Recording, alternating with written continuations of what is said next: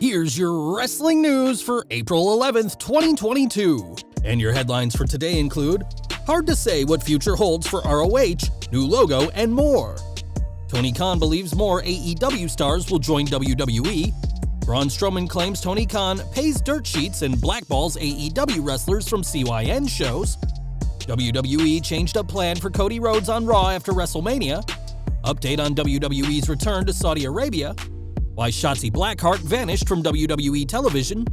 Brandi Rhodes reportedly had productive conversations during WrestleMania weekend. Lil Durk plays WWE 2K22 footage of him beating down NBA Youngboy during concert. Referee leaves WWE. Former WWE superstar on rumors that Brock Lesnar beat him up in real life.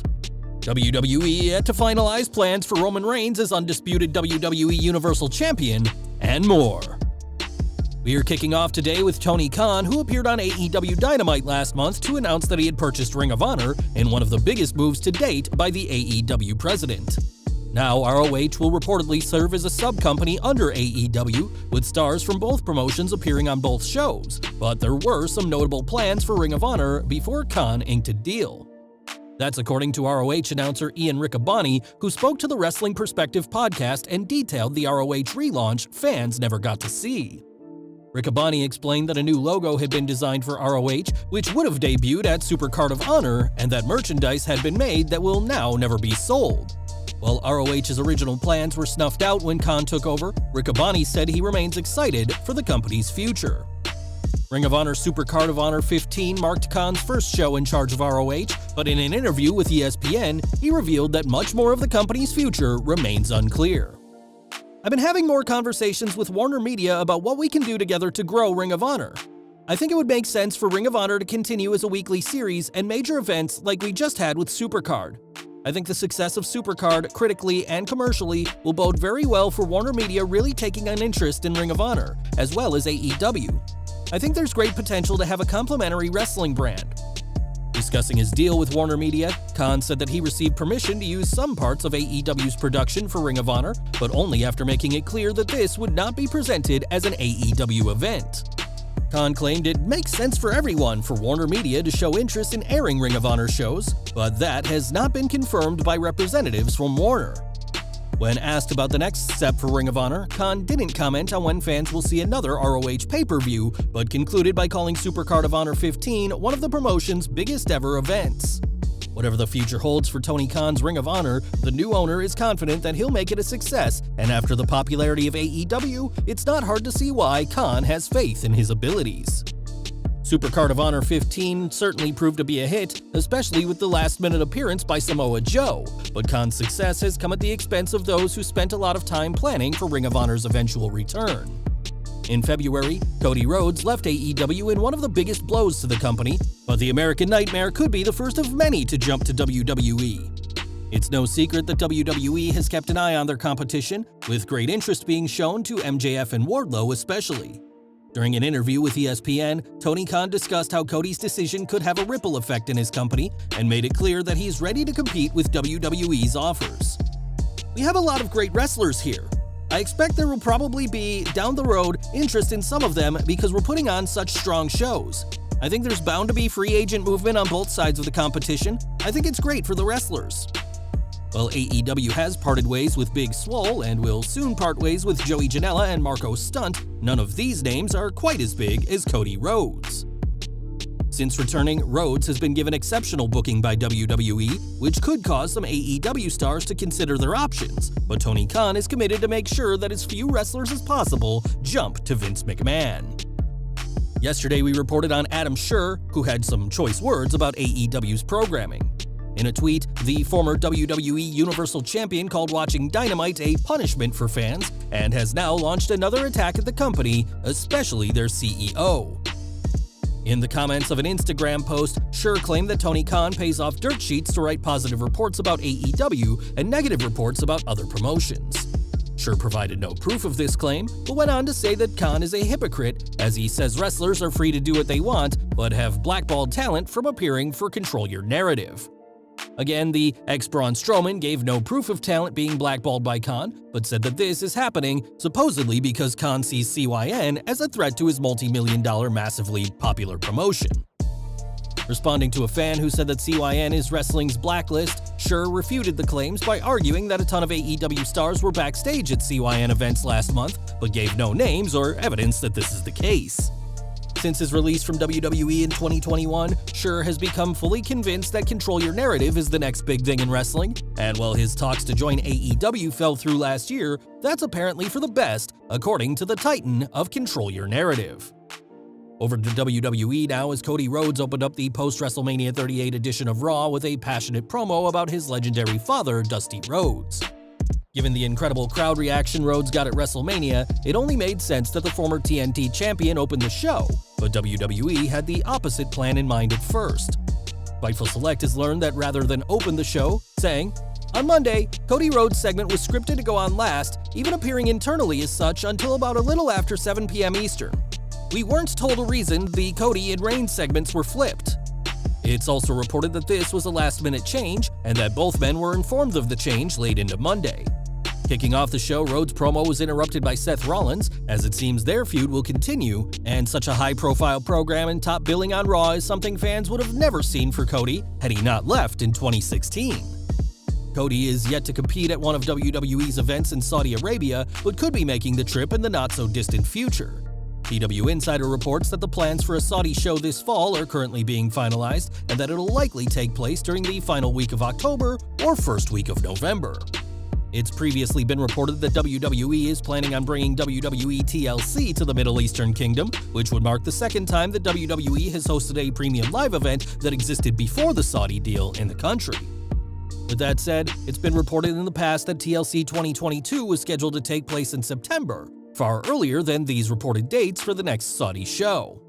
After Elimination Chamber 2022 proved to be a success, we're interested to see what WWE has planned for their next Saudi show and expect details to be confirmed sooner rather than later. Last year, Shotzi was called up to WWE's main roster, but 2022 has not been kind to the green-haired superstar.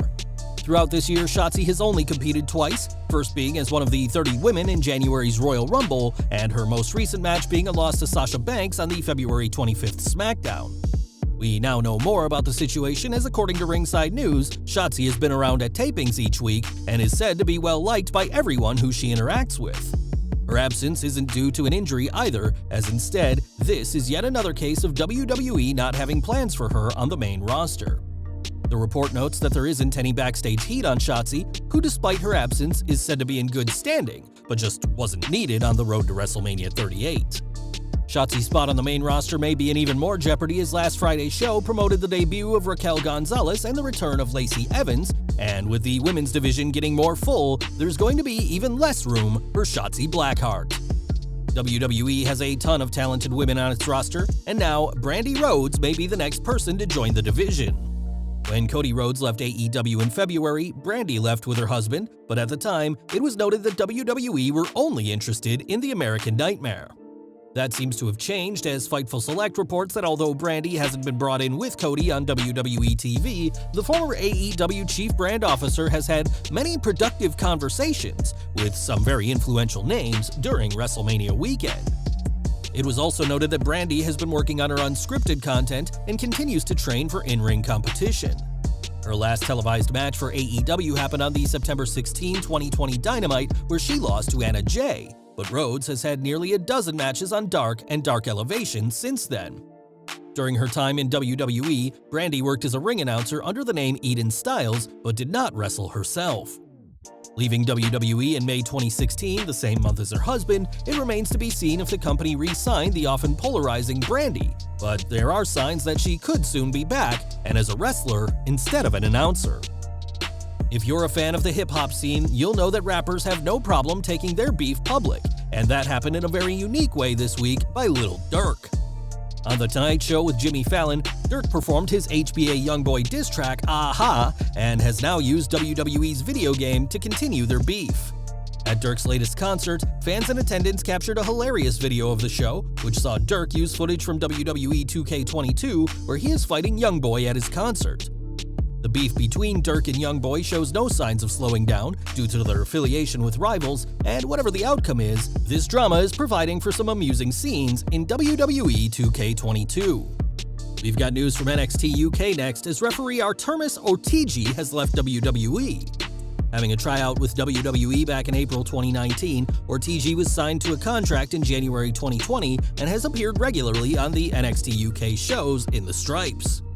On Instagram, she announced the end of her WWE run, adding that she's available worldwide and there's no restrictions on where she can referee. The first French woman to sign with WWE, Ortigi has worked for promotions such as the French Pro Wrestling Federation and the International Catch Wrestling Alliance, and it remains to be seen where she goes from here. In 2016, Ryback was released from WWE after a unique time with the company that saw many highs and lows. For years prior, a report emerged that Ryback had gotten into a physical confrontation backstage with Brock Lesnar and that the Beast had left the show early over the incident. At the time, neither Ryback nor Lesnar commented on the matter, but appearing on his YouTube channel, Ryback TV, the big guy this week confirmed that the fight never took place. Ryback claimed that this rumor was reported to hurt his credibility and explained that the eye injury he suffered in summer 2012 was actually caused by Camacho. If Ryback was worried about people thinking he's not tough, we're not sure why he'd reveal this eye injury was caused by Camacho rather than the much larger, stronger Beast incarnate, but after nearly a decade since this report came out, the rumors of a Lesnar-Ryback fight can be put to bed. And we're ending today with Roman Reigns, whose coronation as undisputed WWE Universal Champion at WrestleMania was a huge moment, but now the company has been left trying to figure out what comes next. According to Andrew Zarian of the Mat Men Pro Wrestling podcast, WWE are still yet to figure out what exactly their plans are for the head of the table, and there's plenty of little details that need to be sorted out. The concept of how they're going to do this unified title thing, I don't think they've decided if he's going to be on Raw every week or every other week. It hasn't been set yet. They're working all of this out right now on how they're going to play this out. On last Friday's SmackDown, Reigns announced that he wants the Usos to unify the Raw and SmackDown Tag Championships, which would make the Bloodline arguably the most powerful stable if they succeed. The most recent SmackDown also saw Shinsuke Nakamura step up and challenge the undisputed WWE Universal Champion, and while a match between the two seems highly likely, the company remains unsure as to what will happen next. Well guys, that's our news for today. Please share your comments below. Also hit the like button, subscribe to our channel, and hit the bell icon to receive all notifications. And as always, thanks for watching.